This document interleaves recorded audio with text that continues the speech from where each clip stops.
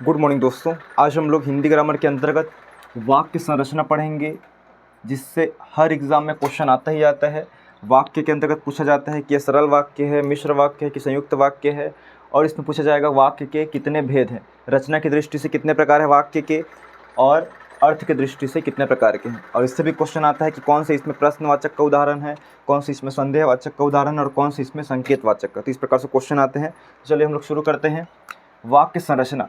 वाक्य संरचना में सबसे पहला याद रखना है आपको अवयव। वाक्य के अंग कितने हैं? तो वाक्य के अंग इसमें दो है। पहला है इसमें उद्देश्य होता है और दूसरा विधेय होता है, ठीक है ना। एक प्रकार से ये जो है सब्जेक्ट होता है कर्ता, उसी प्रकार से काम करता है, उसी को बोलते हैं लगभग ये उद्देश्य को ही कर्ता बोलते हैं और क्रिया को विधेय बोलते हैं, ठीक है। जैसे कि उदाहरण में इसमें लिखा हुआ है कि फूल सुंदर है, उदाहरण की बात करें इसमें, ठीक है ना। फूल सुंदर है, ठीक है, फूल सुंदर है, इस प्रकार से इसमें उदाहरण है। और देख लेते हैं इसमें और क्या उदाहरण है, फिर आपको समझा देंगे इसमें, ठीक। हाँ, फूल सुंदर है, राम पढ़ता है। दो उदाहरण है इसमें, ठीक है, दो उदाहरण लिखा हुआ हूँ। पहले हम लोग इसी की बात कर रहे हैं वाक्य संरचना में। इसमें आपको पूछा जाएगा, उदाहरण देखिए कि फूल सुंदर है, इसमें विधेय और उद्देश्य की पहचान कीजिए करके, ठीक है ना। तो उद्देश्य मतलब याद रखना है जो कर्ता है वही उद्देश्य होगा, और जो क्रिया है वर्ब है ये क्या कहलाएगी, विधेय कहलाएगी। जैसे इसमें बात करें फूल सुंदर है, तो फूल इसमें क्या रहेगा, कर्ता रहेगा, ठीक है, और सुंदर है ये क्या रहेगा, ऑब्जेक्ट रहेगा, मतलब विधेय रहेगा। तो ये इसका उद्देश्य रहेगा, ये फूल जो है, और ये इसका विधेय रहेगा। इसमें सेकंड उदाहरण है राम पढ़ता है, तो राम इसमें उद्देश्य रहेगा, मतलब शुरू वाला जो सब्जेक्ट रहता है वही उद्देश्य या वही करता रहता है, ठीक। इतना बस याद रखना है। उसके बाद आगे बढ़ते हैं, बस इतना ही क्वेश्चन आएगा पहचानने के लिए बस। उसके बाद हम लोग बात करते हैं वाक्य भेद। तो वाक्य भेद जो है इसके दो भाग में बांटा गया है।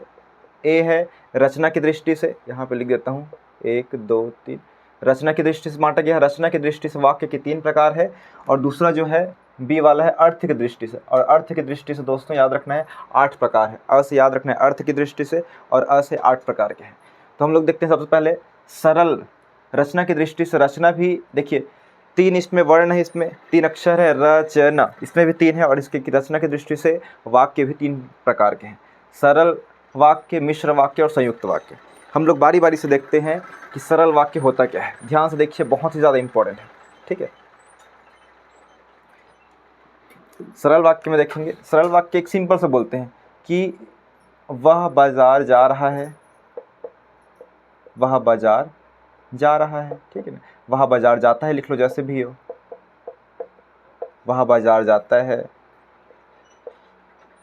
वह नहीं पढ़ा, ठीक है। इस प्रकार सिंपल से उदाहरण होगा, मैं पढ़ता हूँ, मैं जाता हूँ, मैं मोबाइल देखता हूँ, मैं खेलता हूँ, बच्चे खेलते हैं। ये सब जितने भी सिंपल उदाहरण रहेगा जिसमें एक ही क्रिया रहेगी, एक ही सब्जेक्ट रहेगा और एक ही क्रिया। सरल वाक्य में याद रखना है आपका, इसमें एक ही सब्जेक्ट मतलब क्या होता है, कर्ता होता है, और एक ही क्या रहेगा इसमें, वर्ब भी रहेगा। वर्ब मतलब क्या होता है, क्रिया होता है, ठीक है। तो याद रखना, इसको क्या बोलते हैं, सरल वाक्य बोलते हैं। कुछ भी सिंपल सा आप बोलो, पंखा चल रहा है, मैं टेबल पर बैठा हूँ, ठीक है, मार्कर से लिख रहा हूँ, मैं खड़ा हूँ, ये सब जितने भी आएंगे सब आपके सरल वाक्य के उदाहरण रहेंगे, ठीक है। इस प्रकार से है। उसके बाद हम लोग बात करते हैं, इसका 3 प्रकार के हैं रचना की दृष्टि से, सरल, मिश्र और संयुक्त। इसमें दूसरा प्रकार है मिश्र वाक्य। मिश्र वाक्य नाम से ही पता चल रहा है कि इसमें कुछ ना कुछ मिक्सअप है, ठीक है, इसमें कुछ मिश्रण मिला हुआ है। इसमें याद रखना है, सरल वाक्य तो रहता ही रहता है इसमें।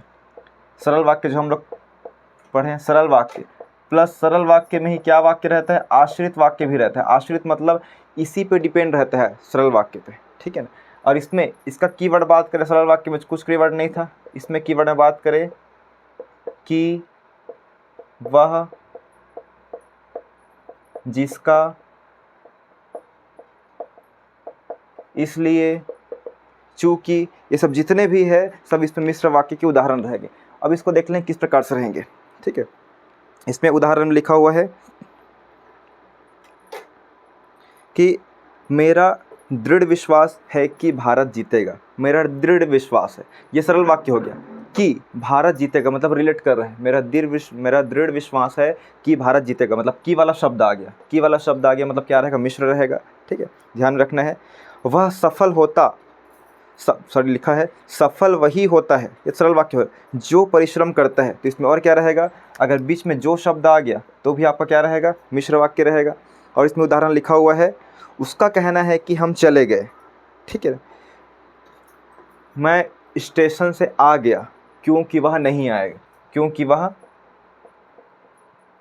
स्टेशन लेने नहीं आया, ठीक है। मैं जैसे बात करें कि मैं फ़ेल हो गया, ये सरल वाक्य है, ठीक है। मैं फ़ेल हो गया इसीलिए पढ़ाई छोड़ दी, ठीक है। इसीलिए जो शब्द आया है ये भी किसके लिए रहेगा, मिश्र के लिए रहेगा, मतलब उस वाक्य को रिलेट कर रहा है, ठीक, अटैचमेंट कर रहा है, उसमें आश्रित कर रहा है, ठीक है, ये याद रखना है। हम लोग यहीं पे देखते हैं, आपको समझ आ जाएगा, संयुक्त वाक्य देखते हैं। आखिर ये संयुक्त वाक्य, सरल वाक्य सिंपल सही है, ठीक है, लेकिन संयुक्त और मिश्र में कन्फ्यूज़न होता है। संयुक्त वाक्य में कीवर्ड याद रखना है आपको, और रहेगा, या रहेगा, व रहेगा, तथा भी रहेगा, इस प्रकार से रहेगा। जैसे मोहन और श्याम घूमने गए, और आ गया बीच में तो ये संयुक्त वाक्य रहेगा, और शब्द आ गया, ठीक है। मोहन गाना गाया तथा सोहन पढ़ाई किया, ठीक है। तथा शब्द दो अलग अलग जो इसमें वाक्य को जोड़ रहे हैं अलग अलग, ठीक है, ये ध्यान में रखना है। इस प्रकार से जो उदाहरण रहेंगे वो आपके संयुक्त वाक्य के उदाहरण रहेंगे। और इसमें उदाहरण को देख लेते हैं, और आपको इसमें लिखा है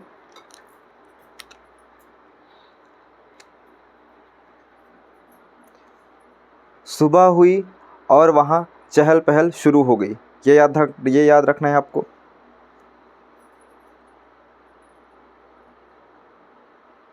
ठीक है, तो इतना आपको याद रखना है संयुक्त वाक्य और मिश्र वाक्य में, ठीक है। तो संयुक्त वाक्य में ही और शब्द लगा रहेगा, या फिर लगेगा मोहन या श्याम पढ़ाई करेंगे, ठीक, या शब्द आ गया मतलब संयुक्त वाक्य लगाएंगे, ठीक है। मोहन व जो भी नाम आ गया, राजेश बहुत ज़्यादा घूमते हैं, इस प्रकार से आ गया तो रहेंगे, तथा ये सब। तो संयुक्त वाक्य में सिंपल से याद रखना है, इसमें और रहेगा, या रहेगा, वह रह सकता है, तथा रह सकता है, ठीक है, ये शब्दों को जोड़ने का काम करेगा। और मिश्र वाक्य में यही रहता है, रिलेट करेगा, ठीक है ना। वह जाता, यदि वह जाता तो ऐसा नहीं होता, इस प्रकार से भी रहेगा। ये भी क्या है, आपके मिश्र वाक्य के उदाहरण है। और वाक्य की परिभाषा तो आप लोग जानते हैं, हम लोग अपने भाव है, अपने मन की बात को प्रकट करने के लिए जो शब्द उपयोग करते हैं, शब्दों का ही एक सार्थक समूह बनता है, उसको क्या है, वाक्य बोलते हैं, ठीक है। और भाषा के लिए क्या है, भाषा के लिए वाक्य का होना बहुत ज़रूरी है, तभी वो भाषा बनती है, ठीक है। तो ये याद रखना है। तो इसमें ये हो गया वाक्य के अंतर्गत रचना की दृष्टि से सरल वाक्य, मिश्र वाक्य और संयुक्त वाक्य, ठीक है ना। इसका PDF मैं भेज दूंगा, आप लोग मुझे व्हाट्सएप पे मैसेज कीजिएगा, नंबर थंबनेल पे दिख रहा होगा। उसके बाद हम लोग बात करते हैं अर्थ की दृष्टि से। अर्थ की दृष्टि से कितने प्रकार हैं, 8 प्रकार है, ठीक है, याद रखना है। अर्थ की दृष्टि से क्वेश्चन आता है बहुत बार कि इसमें से कौन सा भेद नहीं है वाक्य करके, अर्थ की दृष्टि से। तो विधिवाचक, निषेधवाचक, आज्ञावाचक, प्रश्नवाचक, विस्मयवाचक, संदेहवाचक, इच्छावाचक और संकेतवाचक। जैसे आपको शुरू से बोल रहा हूँ कि हिंदी और इंग्लिश जो ग्रामर्स है उसको एक साथ पढ़ेंगे। हिंदी नाम में उसको क्या बोलते हैं, उस ग्रामर सब्जेक्ट को या उस पर्टिकुलर टॉपिक को, और हिंदी में क्या बोलते हैं, हिंदी और इंग्लिश दोनों में। जैसे वाक्य क्या बोलते हैं इसमें, ठीक है, एक प्रकार से हम लोग सेंटेंस बोलेंगे उसमें, ठीक, ये हो गया। विधिवाचक, विधिवाचक को हम लोग इंग्लिश में क्या बोलते हैं, इम्परेटिव बोल देते हैं। निषेधवाचक को हम लोग क्या बोलते हैं, ठीक है, उसको देखिए निगेटिव सेंटेंस बोल देते हैं। आज्ञावाचक को और कुछ बोलते हैं, इम्परेटिव कुछ हो गया। प्रश्नवाचक क्वेश्चन वाला बोलते हैं। विस्मय को क्या बोलते हैं इंग्लिश में, एक्सक्लेमेटरी बोलते हैं, ठीक है ना। इस प्रकार से रहता है, आप लोग इंग्लिश में देख लीजिएगा। सबसे पहले हम लोग बात करते हैं, अगर आ गया ये किसका, कौन से वाक्य का उदाहरण है, विधिवाचक वाक्य है कि निषेधवाचक। जैसे लिखा हुआ है मैं पढ़ाई करता हूँ, जो सिंपल एकदम वर्ड रहेगा, जो मैं इसमें ना, मैं पढ़ाई करता हूँ, वही स्कूल जाता है, ठीक है, पंखा चल रहा है, जैसे भी उदाहरण होगा वो क्या रहेगा, विधिवाचक का उदाहरण रहेगा। और निषेध वाले में नहीं वाला रहेगा, मैं आम नहीं खाता, वह स्कूल नहीं जाता, मैं वहाँ नहीं गया। इस प्रकार से जो नहीं शब्द रहेगा, कीवर्ड बस याद रखना है, नहीं शब्द रहेगा वो निषेध। निषेध मतलब क्या है, मना करना ही होता है। आज्ञावाचक, आज्ञावाचक मतलब वही होगा कि जाओ मेरे लिए कुछ खाने को लेकर आओ, मेरे लिए पुस्तक लाओ, ठीक है। इस प्रकार से जो भी ऑर्डर वाली चीज़ होगी वो क्या रहेगा, आज्ञावाचक होगा। जैसे मैं बुक में ही उदाहरण की बात करते हैं, विधिवाचक में लिखा है वह खेल रही है, वे स्कूल जा रहे हैं, सिंपल सा है। लेकिन निषेधवाचक में लिखा है, निषेध मतलब नहीं होता है, ठीक है, मना करना। वह आम नहीं खाता, बाजार में भीड़ नहीं है, ये लिखा हुआ है। उसके बाद इसमें आज्ञावाचक में बात कर रहे हैं कि आज्ञा देना, ठीक है, मतलब ऑर्डर देना। तुम दूध खरीद कर तुरंत लाओ, असहायों की मदद करना तुम्हारा धर्म है, आज्ञा दे रहे, इस प्रकार से, ठीक है ना। और प्रश्नवाचक में आपको मालूम है तुम्हारा क्या नाम है, तुम कौन सी स्कूल में पढ़ते हो, तुम कहाँ जा रहे हो, जितने प्रकार के प्रश्नवाचक चिन्ह बनेंगे उसको क्या है, ये प्रश्नवाचक वाक्य रहेगा। विस्मय, विस्मय मतलब क्या होता है, आश्चर्य होता है, जिसको इंग्लिश में क्या बोलते हैं हम लोग, एक्सक्लेमेटरी सेंटेंस बोलते हैं, एक्सक्लेमेटरी करके, ये याद रखना है। इसमें कैसे चिन्ह लगता है, ऐसे लगता है अरे वाह तुम पास हो गए, इस प्रकार से रहेगा, ओ माई गॉड करके, इस प्रकार से जो चिन्ह लगता है। जैसे इसमें लिखा हुआ है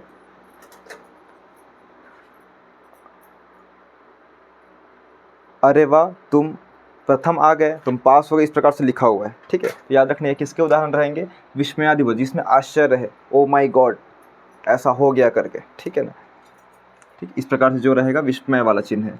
संदेहवाचक, संदेह मतलब क्या है, वही संदेह सिंपल से रहेगा जो हम लोग काल में भी पढ़े हैं कि वह घर पहुंच गया होगा, वह आ रहा होगा, मतलब संदेह है, डाउट है, ठीक है। अभी तो वो घटना हुई नहीं है पूरी, वह आ रहा होगा, वह घर पहुंच रहा होगा, वह निकल गया होगा, इस प्रकार से संदेहवाचक।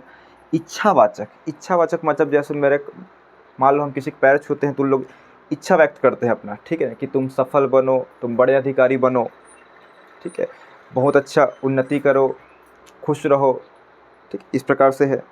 जैसे लिखा हुआ है इसमें, सदा सुखी रहो, तुम निश्चय ही सफलता मिलेगी, इस प्रकार से जो इच्छा व्यक्त करते हैं, ठीक है, पॉजिटिव में। संकेतवाचक में रहेगा, याद रखना है, संकेतवाचक में उदाहरण लिखा है, यदि तुम पढ़ोगे तो अवश्य पास होगे, इस प्रकार से पहला उदाहरण लिखा हुआ है। और दूसरा उदाहरण है, यदि बरसात ना होती तो अकाल ना पड़ता, अकाल मतलब क्या है, सूखा होता है, तो इस प्रकार से संकेत करता है। तो दोनों में कन्फ्यूज़ नहीं होना है, दोनों में लग सकता है संदेह और संकेत में। संकेत मतलब वही जो यदि ऐसा होता तो वो हो जाता, यदि ऐसा करोगे तो वैसा होगा। और संदेह में क्या है, वह ऐसा आ रहा हो, वह आ रहा होगा, वह जा रहा होगा, इस प्रकार से, वह शायद चला गया होगा, मतलब संदेह है, डाउटफुल है, ठीक है ना, वह, ठीक है। तो इस प्रकार से जो रहेगा ये सब अर्थ की दृष्टि से वाक्य है दोस्तों। तो आपको उदाहरण से ही समझना है, उदाहरण पता है उसको लिख लीजिए, जो भी उदाहरण है, ठीक है, मैं इसमें लिखा नहीं हूँ। और ये जो हमारा वाक्य संरचना जो है, दोनों की दृष्टि बहुत इंपॉर्टेंट, रचना की दृष्टि से कितने प्रकार के हैं, 3 प्रकार के हैं, और अर्थ की दृष्टि से 8 प्रकार के हैं, ठीक है। Thank you. आगे हम लोग नेक्स्ट वीडियो में मिलेंगे, और PDF चाहिए रहेगा तो मेरे व्हाट्सएप पे मैसेज कीजिएगा। Thank you.